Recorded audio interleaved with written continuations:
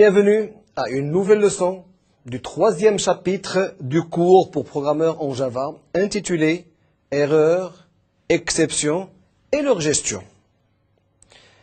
Alors tout de suite le menu, on va voir le concept d'exception et les exceptions dans Java. Alors avant d'entamer l'un des points, généralement au niveau de tous les langages de programmation, vous risquez d'avoir des erreurs au niveau de l'exécution de votre programme. Et ces erreurs-là peuvent provoquer des choses déplaisantes au niveau de votre ordinateur. C'est-à-dire qu'ils peuvent, par exemple, faire arrêter le programme lui-même, comme ils peuvent arrêter le programme avec le langage lui-même, comme ils peuvent arrêter toute la machine. Tout dépend maintenant comment le programme a été conçu.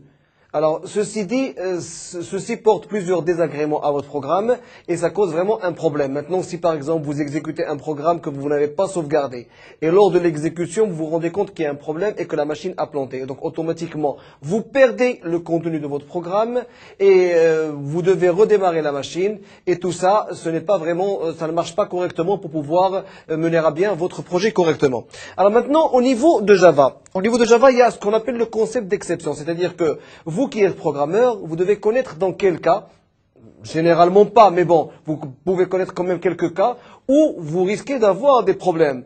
Alors, ces quelques cas, donc, il faut les déclarer, et ce qu'on appelle déclarer des exceptions. C'est-à-dire que lorsqu'un de ces cas se produit, donc il y a une exception qui allait se faire, et automatiquement, on doit générer du code pour pouvoir recevoir ces exceptions-là. Alors, on peut recevoir des exceptions pour arrêter le programme lui-même et ne pas continuer. On peut avoir des exceptions avec des messages d'erreur que vous pouvez sortir. Mais toujours est-il, l'avantage que vous avez, c'est que lorsqu'une exception a été lancée, automatiquement, vous ne risquez pas de perdre ni vos projets, ni de faire redémarrer la machine.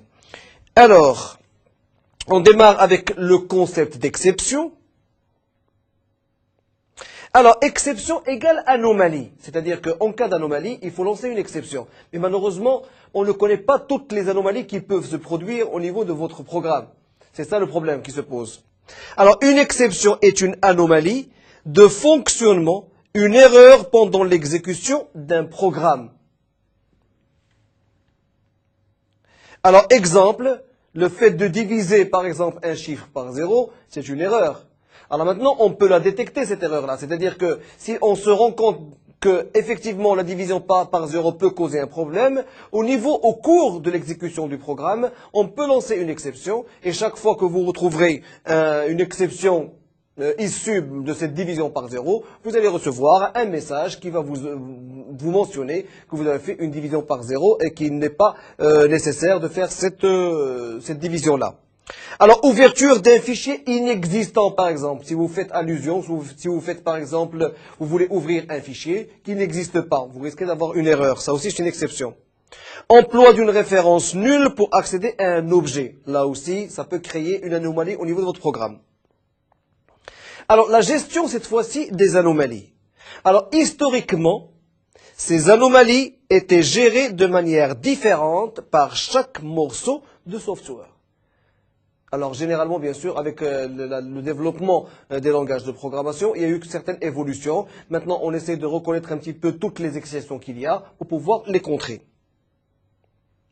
Trap, microcode, système d'exploitation. C'était une commande qui permettait bien sûr de détecter s'il y a lieu d'une exception, oui ou pas. Les résultats d'appel, donc en fonction des trappes que vous avez des résultats d'appel. Et vous avez ce qu'on appelle des gestions d'événements. Vous avez des variables d'état. Et maintenant, on va passer aux exceptions dans Java. Les exceptions dans Java. Alors, Java fournit un mécanisme général pour gérer les anomalies d'exécution.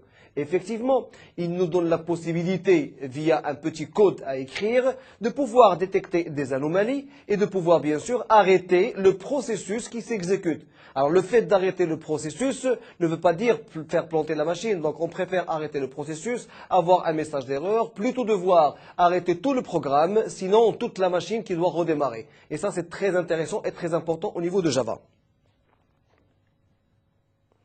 Alors, throwable.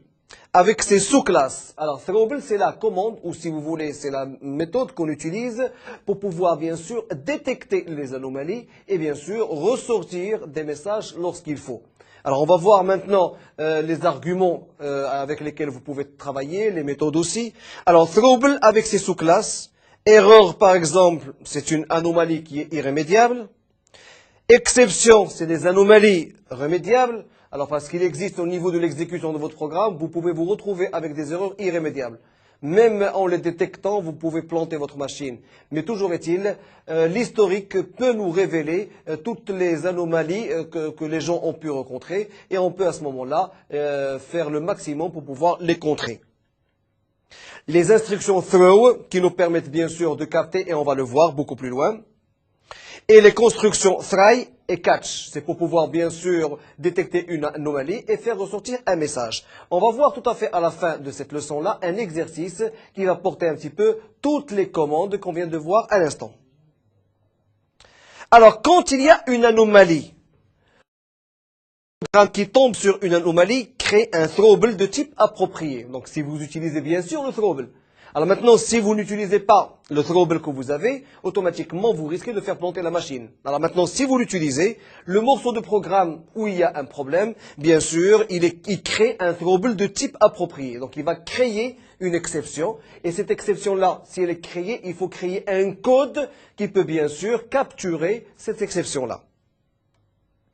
Cet objet est lancé par l'instruction throw. Donc, il y a un throwable qui va être bien sûr créé et il va être lancé bien sûr par l'instruction throw. Alors, tombant, c'est-à-dire qu'il va interrompre l'exécution de la méthode en cours et ses appelants jusqu'à ce qu'il soit pris en charge. Et ça, c'est une très bonne chose. Parce que maintenant, il va arrêter l'exécution et il va attendre maintenant que quelqu'un prenne en charge cette anomalie-là. Alors, je répète encore une fois, lorsqu'il y a une anomalie, et si maintenant vous avez inséré au niveau de votre programme le throwable pour pouvoir capturer cette anomalie ou bien sûr, diffuser ce problème-là. Alors maintenant, s'il n'y a pas de code pour pouvoir les capturer, on va rester en instance le temps de voir quelqu'un ou un programme qui puisse capturer cette anomalie-là et bien sûr nous sortir le message d'erreur correspondant. Lancement d'une exception. Par exemple, vous avez votre machine virtuelle, JVM, vous avez les applets main, donc c'est-à-dire que là où on crée le corps du programme, et vous avez vos objets. Nous avons l'objet 2 avec la méthode 3 qui a été utilisée, l'objet 1 avec la méthode 2, l'objet 1 avec la méthode 1. C'est des objets qui ont été utilisés et appelés pour pouvoir travailler. On appelle aussi la méthode main et bien sûr la Java Virtual Machine. Alors, lors de l'exécution, vous lancez bien sûr un throw, et puis, bien sûr, vous allez lancer un catch. Alors, le throw, bien sûr, il va détecter l'anomalie. Et automatiquement, il y aura une méthode qui va, bien sûr, capturer le code pour savoir le problème qu'il y a. Et, bien sûr, vous sortir un message d'erreur et pour permettre à la machine de ne pas se planter, ni au programme de pouvoir s'arrêter. Alors, throw lance une exception ou une erreur. La syntaxe, throw, une instance de throwable, et ça on va le voir au niveau de l'exercice qu'on va voir tout à fait à la fin. Alors l'emploi par exemple, nous allons créer throw new exception. Alors exception c'est une variable que vous allez créer de type throw. Et à ce moment-là, vous allez pouvoir l'utiliser au niveau de votre programme. Alors close throws, c'est une méthode ou un constructeur qui peut lancer une exception qui doit être déclarée ainsi. Alors, modificateur, type, méthode, avec ses arguments. Alors, throws, le type d'exception 1, ainsi de suite, ainsi que le type d'exception n. C'est-à-dire que vous pouvez bien sûr déclarer énormément de types d'exceptions au niveau de votre programme. Alors, comment on utilise try avec catch? Alors, on écrit, bien sûr, l'instruction try, du code qui pourrait lancer les exceptions, donc le code qui pourrait éventuellement causer un problème. Alors, une fois qu'il sera capturé, on va écrire catch pour pouvoir générer ou gérer l'exception là. Alors, try est toujours suivi par un catch pour pouvoir suivre et gérer l'exception. Alors, dans une construction try and catch, il peut y avoir plusieurs parties catch ou aucune. C'est-à-dire que vous pouvez commencer votre programme avec try. Maintenant, si au niveau de try, après le try par exemple, vous avez ou vous risquez d'avoir plusieurs erreurs. Vous pouvez bien sûr insérer plusieurs méthodes catch. Catch pour un genre de problème, catch pour un deuxième genre de problème, catch pour un troisième genre de problème, mais avec un seul try. Et ça, c'est très important. Chaque catch gère un type différent d'exception. Donc, vous avez autant d'exceptions que de catch. Si vous avez 3 catch, vous pouvez avoir 3 exceptions. Mais maintenant, 3 exceptions lorsque vous tombez au niveau du problème. Si au niveau du catch, il capture 3 anomalies, vous pouvez avoir 3 exceptions différentes. Alors, si une exception peut être gérée par plusieurs catch, la première a la priorité. Alors maintenant, si par exemple vous avez des exceptions au niveau d'un seul catch, alors lorsque c'est la première qui va détecter le problème, qui va être prise en considération le premier, les autres ne seront pas prises en considération. C'est-à-dire que au niveau de la première, s'il y a un problème, il y aura une erreur, c'est une anomalie, d'accord? Et vous allez avoir la priorité, c'est-à-dire que vous allez ressortir un message d'erreur et les autres maintenant ne seront pas consultés pour voir un petit peu leur contenu. Alors, try, catch and finally, alors là c'est la commande complète si vous voulez. Il est possible qu'une autre exception se vérifie dans la partie catch d'une construction try and catch. C'est une exception dont vous n'avez pas pensé par exemple. Alors dans ce cas, ou bien qu'il n'y ait pas une catch adaptée à l'exception lancée. C'est-à-dire que vous avez lancé un catch, mais l'exception n'est pas bonne. Ce n'est pas la bonne configuration que vous avez faite. Dans ce cas, on exécute le code de la partie finale s'il existe.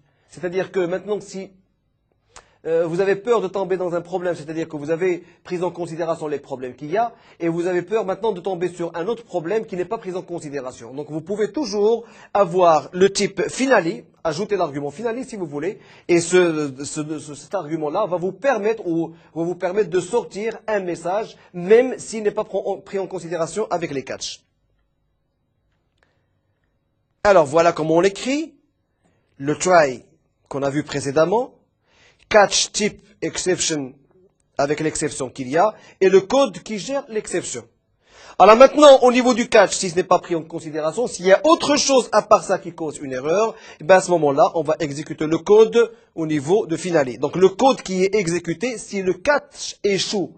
Alors maintenant, si le catch échoue et n'arrive pas à résoudre le problème, automatiquement, c'est ce code-là qui allait être exécuté au niveau de finale.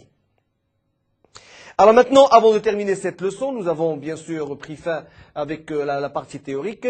Nous allons voir la partie pratique pour vous expliquer encore davantage comment on implémente tous ces éléments-là au niveau d'un programme Java. Alors, on va y revenir tout de suite.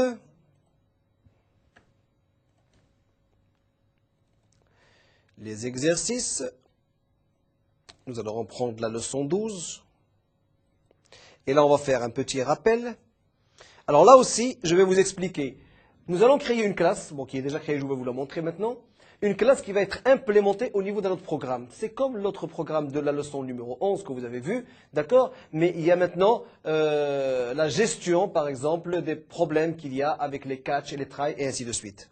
Alors, on va ouvrir le fichier rapport qui existe.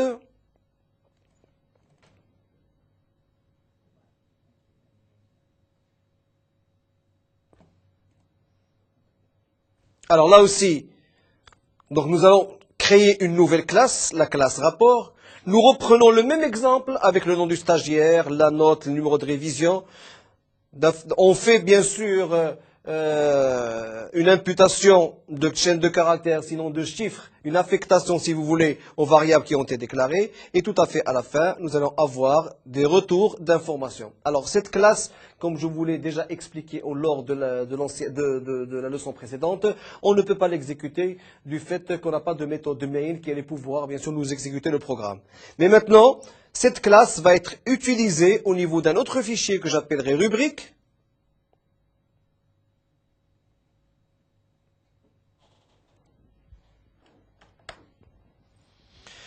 Alors, classe principale du programme rubrique. Donc, je reprendrai la même chose. Alors, j'appelle cette fois-ci une méthode main, qui allait pouvoir bien sûr exécuter le programme, parce que sans méthode main, on ne peut pas exécuter de programme. J'affiche sur écran la chaîne de caractères ETIA. Je crée un objet de type rapport, et type rapport, c'est la classe qu'on vient de créer. Vous voyez l'avantage du langage de programmation orienté objet. Alors, rapport S est égal new rapport. Alors, et bien sûr, on va appeler la méthode try. Alors, regardez, nous avons ici le try avec le catch. Alors, try est entre accolades system.out.println. Si par exemple, au niveau, bien sûr, de la sortie sur écran de cette information-là, vous risquez vous avez un problème, automatiquement le problème sera catché, si j'ose dire, d'accord, donc il sera capturé, et automatiquement, lorsque vous allez le capturer, vous allez ressortir un message d'erreur qui est rapport non valide. Alors toujours est-il maintenant, tous ces éléments-là restent une chose très importante à appliquer. Chaque fois que vous sentez que vous pouvez avoir un problème au niveau d'une exécution, d'accord, délimitez-la entre une méthode try avec un catch et ressortir un message d'erreur. Comme ça, vous n'allez pas pouvoir planter votre machine, sinon perdre les informations ou le programme sans l'avoir sauvegardé. Alors, nous allons profiter de l'occasion maintenant pour pouvoir voir un petit peu comment on implémente la méthode switch. Alors, public static void exécution. Char, donc là, j'ai fait une déclaration d'une variable que j'ai appelée choix. Alors, switch choix. Si le choix est égal à A majuscule ou A minuscule par exemple, il y a un ensemble d'instructions que vous pouvez faire. Donc ça peut être une seule instruction ou plusieurs. Une fois terminé, vous fermez avec break. Si par exemple case c'est un ensemble d'instructions et ainsi de suite. Alors maintenant, si vous arrivez à terminer toutes les possibilités et si toutes ces possibilités ne sont pas vraies, alors à ce moment-là, le programme exécutera la chaîne d'instructions qui sera après le default, c'est-à-dire que le choix non reconnu. S'il y a un choix non reconnu, l'ensemble des instructions qui sont en dessous de default vont être exécutées. Alors maintenant, vous avez une idée exacte maintenant de l'implémentation de la commande try ainsi que catch et puis l'événement switch si vous voulez. Alors, cette leçon prend fin. Si vous avez besoin d'informations complémentaires, vous pouvez toujours vous connecter au site de Netuno en cliquant sur le lien MedNetio.